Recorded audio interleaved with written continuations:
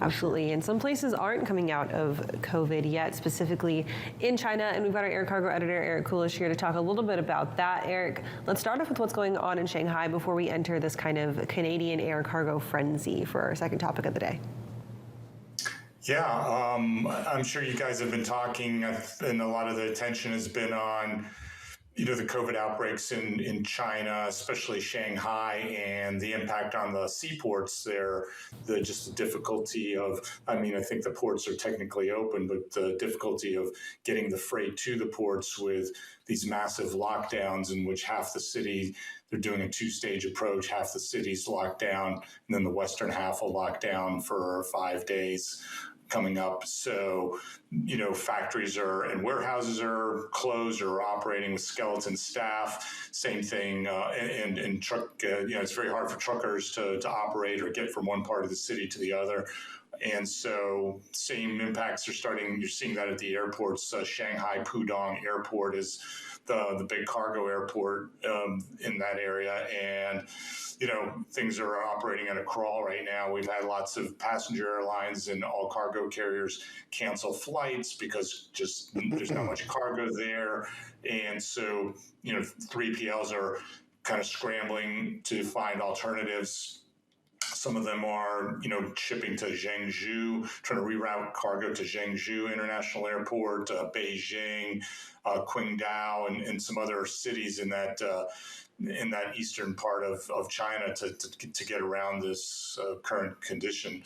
And hopefully they'll lift the lockdowns in a few days, but then we're going to have a big backlog of cargo, just like we will at the ports, which will take a while to whittle down and have all kinds of capacity issues coming out of that. So it's a mess again.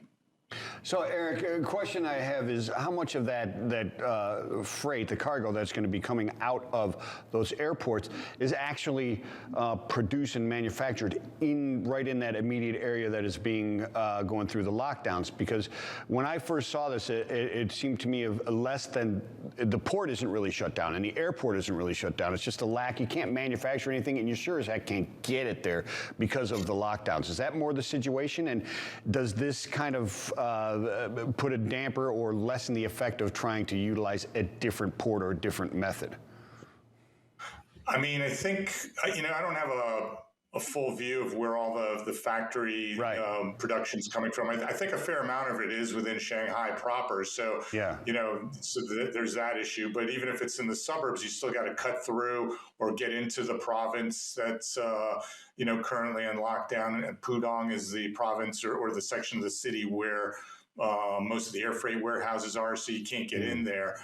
So you basically got one half of the city kind of operating, but you have to get to the airport and the warehouses, and that's really difficult. So it's kind of a truck driver issue and access to the warehouses or personnel. Even at the airport, they may be open, but 2/3 of the ground staff might not be able to go to work. So everyone's operating at a much slower tempo. So, the constraints are coming from all angles. Yeah. But it's not a complete shutdown yet, but it's difficult. Yeah, it was close. They said, half is shut down, the other half is quarantined. Right. Okay. Eric, so let's talk a little bit about air cargo closer here to home, but just north of our border in Canada. We've got kind of 3 Canadian companies now in this kind of like all-out air cargo blitz, right? Let's start off with news from Air Canada this morning. Yeah, Air Canada is one of these interesting, large mid-tier airlines that decided to go all in with freighters. As with most passenger airlines, they have carry cargo in their bellies and manage that. But they just started a new freighter fleet. They have one Boeing 767 that they had in using for passenger, and they converted it, and now it's in freighter operation. So they're going to be getting any day or week now a second freighter and then eventually growing to 8 freighters. And so they announced today that they're expanding their freighter network for once they get this aircraft. So right now the freighter is operating mostly, I think, to Miami and Ecuador and Mexico City, maybe one other location in Central America. And so now they're going to add Halifax 5 times a week. That's an eastern city in Canada. And then when the new freighter comes on, they'll go St. John's, Canada too. So both of those places, I think, have a lot of seafood exports. And then they'll also be going to Frankfurt and a couple other cities in Europe. I forget, I think Istanbul. And so basically they're building out now this freighter network, which adds more flexibility for shippers. So Eric, Air Canada was one of those that bet really big on full cargo capacity during COVID. Do you have, I don't know if you've got them on top of mind or front of hand, but any type of their numbers that really kind of drove them to this decision, like how much of their percentage of their capacity was coming from these all dedicated freighters, or how much money they made by doing it that way, or money they kind of recouped after not having passenger traffic for so long? Yeah, I don't have the numbers at my fingertips. Obviously, during the pandemic, they were operating what we call cargo-only flights, these passenger planes, and with lots of other airlines, they saw huge revenue gains and saw the importance of having, being a little more diversified than just being 100% or focused so highly on just on passengers, which can evaporate if there's that market can evaporate if there's a pandemic. So, I know back in January, February, they reported their fourth quarter earnings. They had record earnings, record cargo revenue, at least. And so that whole process, got them to go into, decide to invest in the full freighter. So, that's been an impetus for them. And as we're going to talk about it, same thing with WestJet. Yeah, let's talk a little bit about WestJet, but I've got your opinion on what is going on in all these with the cargo freighters, et cetera. And we're watching what is going on, surface transportation in the United States, right? And you see tenders just falling off a cliff. I mean, it doesn't look good. The indicators are everything's slowing down and at a pretty rapid pace. Is air cargo still uplifted because maritime is such a chaotic mess still right now, and is that what's keeping that up? Yeah, I think we're all waiting or wondering if demand will start to drop on the air cargo side. Especially as the economy and inflation continues to wear away, and you have this Ukraine war situation and gas prices being so high. So at what point will demand start to diminish as cost of buying goods increases? I don't think we're there yet. I mean, I think temporarily we've had some blips. Like right now, demand out of China is going to be a little slow. It's going to look slow because, you just can't get to the airports. But, in 3 weeks, and as everyone tries to get through this backlog, it'll be a big crunch and capacity will be super tight.